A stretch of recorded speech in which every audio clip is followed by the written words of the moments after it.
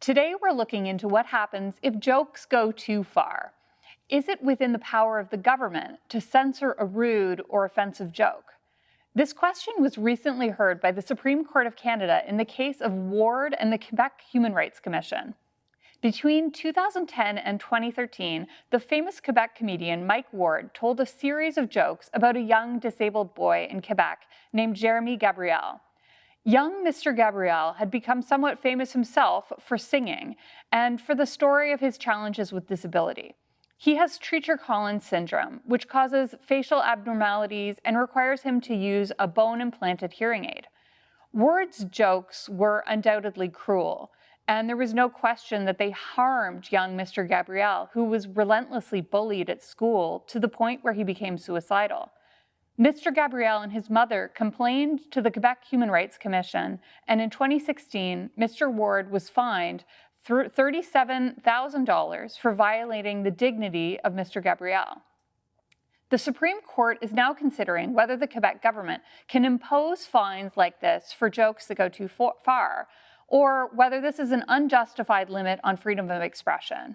My charity, the Canadian Constitution Foundation, participated in that case as a friend of the court and asked the court to adopt a wide view of the right to freedom of expression. Today, we'll be examining this debate. First, we're going to speak to comedian Michael Lifshitz, and then we'll be joined by our panel of legal experts. Mr. Lifshitz, thank you so much for joining me today. Now, Thank you for having me. You're a comedian, and you're also a person who lives with a disability. Can you tell me, from your perspective, should there be limits on jokes like this that go too far? I don't think the courts are or the government is where the limits should be. I think it should be left to public opinion. So I'm not of the school of thought that there should be no consequences. People can say whatever they want. I always like to say freedom of expression doesn't mean freedom from consequence. But what I mean by consequences is, in my mind, it's up to the public to decide, is a joke too far? Which means if I were to say a joke and people are offended, people want to say what they want about me on social media, they want to petition that club shouldn't book me, that's their prerogative.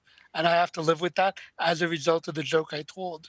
But I don't believe it should be for the government to say that joke went too far and we're going to fine you. Now, if this was the case, that you knew that you could get a fine from the government and not just be penalized by, audience reception to jokes, if you knew it was the government that could impose a fine in tens of thousands of dollars, how would that affect you as a comedian? I think I'd certainly be more cautious, obviously. Yeah, I mean, if we're going to get a fine for $10,000, I don't know if any joke is worth $10,000, to be honest. Personally, so in fairness, every comic has a different style.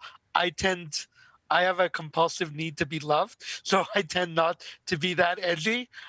So I don't know if it would restrict me that much. But yeah, I think it would be in back of our mind uh, that we could be fined for speaking out, right? So if a comic's role is to critique society, uh, what if we tell a joke about a politician?